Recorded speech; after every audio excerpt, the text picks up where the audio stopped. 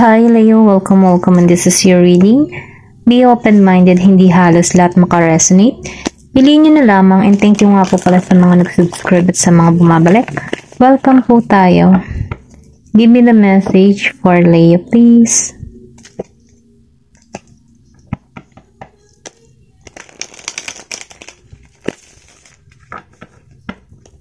Give me the message for Leo.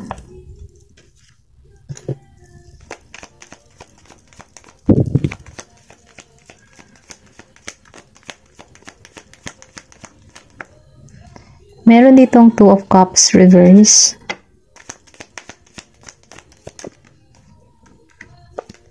Meron ditong Nine of Pentacles upright.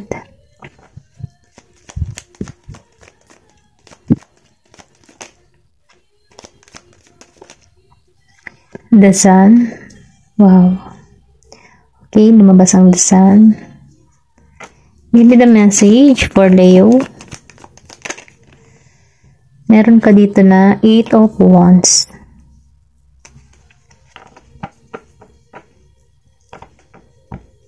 Give me the message for Leo. Meron dito na Four of Cups. Give me the message for Leo. Nine of Swords. Queen of Wands, Page of Wands. Okay. Nafe-feel ko dito na naka-move on ka na sa mga masasakit na pangyayari. Naalisan mo to, okay? Kasi andito ka ngayon sa energy ni Queen of Wands. Kumbaga nun, nafe-feel ko dito yung tagumpay na makakamit mo ito. Yung mga pangarap mo, makakamit mo. Kasi kung makikita mo dito, lumabas si The Sun and the Queen of Wands. So, ibig sabihin, marireceive mo tong tagumpay na hinihiling mo.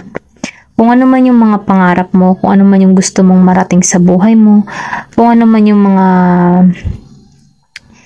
minamanifest mo, no? Marireceive mo to. Kasi nakikitaan ko rito na ikaw yung tipo ng tao na positibo. Hindi ka nawawala ng pag-asa, lalo-lalo na sa mga hamon ng buhay. Kung makikita mo dito yung sunflower, then sunflower, ibig sabihin sunshine.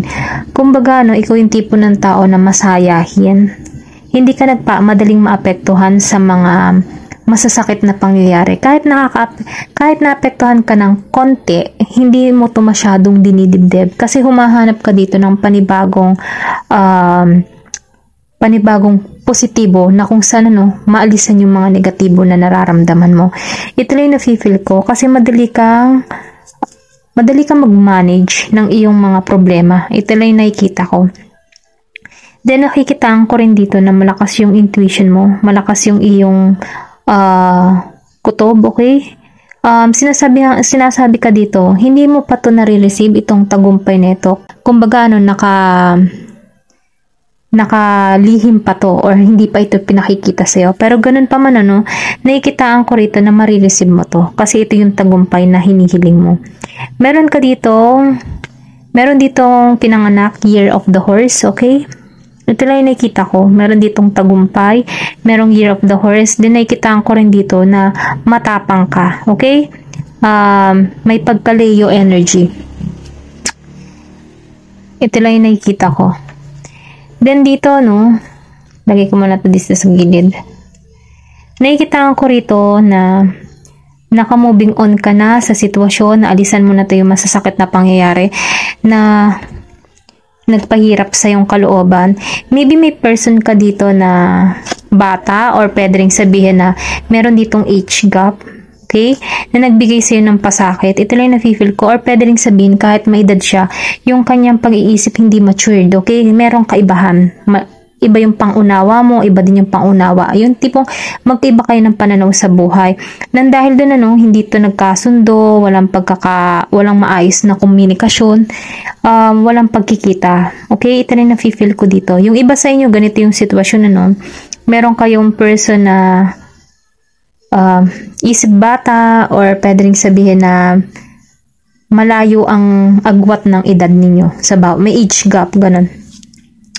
Then, nafe-feel ko din dito, na naalisan mo to. Kumbaga, before, nahirapan ka sa sitwasyon na to, yung hindi ka makatulog, grabing sacrifice ang naranasan mo dito, pero naalisan mo to, okay? Nafe-feel ko dito na meron ka ditong marireceive or meron ditong magbubukas na oportunidad para sa'yo. Pwede rin sabihin karera ng trabaho, panibagong love, ito lang nafe-feel ko. Pero ganun pa man ano, itong taong ito ay magbibigay sa'yo ng positive vibes. Ito lang nakikita ko. Then dito no sa itong new person, kasi may nakikita ko ditong new person. Maybe hindi mo pa to kilala or pwede rin sabihin ipakilala ito sa iyo ng mga kaibigan mo or katrabaho mo or pwede rin sabihin na bigla mo to makilala online. Ito na yung nafe-feel ko. Then dito no sa 9 of Pentacles and 8 of Wands, nafe-feel ko may mabilis ditong pangyayari sa'yo. Bigla ang abundance or pwede rin sabihin meron kang marireceive na pera, meron pag-aani or pwede rin sabihin lahat ng mga pinaghirapan mo ay nagbubunga na. Ito na yung nafe-feel ko. Then nakikitaan ko rito ng may tarot. Meron ditong mensahe na parating sa'yo. Pwedeng mabilis na mensahe na hindi mo aakalain. Ito lang yung nakikita ko. Meron ka ditong marireceive na mensahe. Ayan. Okay, Leo. Tingnan natin dito sa susunod na card kung ano pa yung mensahe para sa'yo. Give me the message for Leo, please. Ano yung mensahe pa para sa'yo?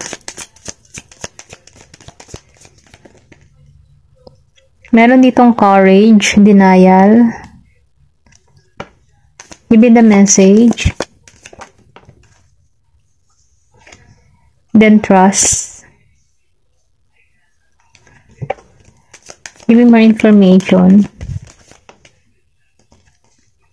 Meron ka ditong self-esteem, friendship, and doubt. Ang payo lang dito sa'yo sa doubt, huwag kang mag-alinlangan. Kumbaga, i-release mo yung mga bagay na o yung mga problema or yung mga sumasagi na sa kaisipan mo, yung mga negatibo. I-release mo to, okay? Kasi wag kang mag-alinlangan, magtiwala ka sa sarili mo. Kasi nafe-feel ko dito na once na ikaw ay nagtitiwala sa iyong sarili, nahanap mo yung nahanap mo yung katatagan mo, okay?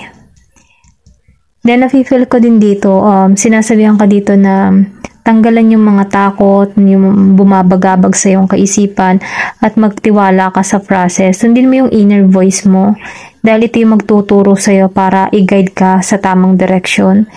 Then, nafe-feel ko din dito na yung mga takot na naramdaman mo or kung ano man yung mga bagabag or pagkabalisa na nararamdaman mo dito, mapapalitan niya ng panibagong tapang, lakas, na kung saan binibigyan ka lang dito ng babala o awareness na kung saan tanggalan yung mga hindi na makakabuti para sa'yo. Then, nakikita ko dito sa self-esteem, yung mga ginagawa mo or yung mga pag-focus mo sa mga bagay-bagay na kung saan magpapaunlad sa'yo, dun ka magtuon, okay? Kasi nakikita ko dito na malaking benepisyo ang makakamit mo kasi may reward ka ditong marireceive. Ito lang yung nafe-feel ko. Then dito sa friendship, marami kang mga kaibigan na makakaunawa or makakaintindi sa'yo. Then nafe-feel ko dito na sila din yung nakakatulong or nagbibigay sa'yo ng mabuting advice upang maging matatag. Isa rin sila sa mga nakakatulong sa'yo. Okay? Then, nakikita ko rin dito na magtatagumpay ka. Huwag kang mawawalan ng pag-asa. Magtiwala ka lang. Okay? Kasi meron ditong trust na kung saan mag-trust ka kay God at sundin mo yung yung nilalaman ng puso mo, yung inner guidance mo. Dahil mapapabuti ka. Okay? Ito lang yung mensahe. Thank you for watching. Love and peace. Thank you for watching Glow and Peace.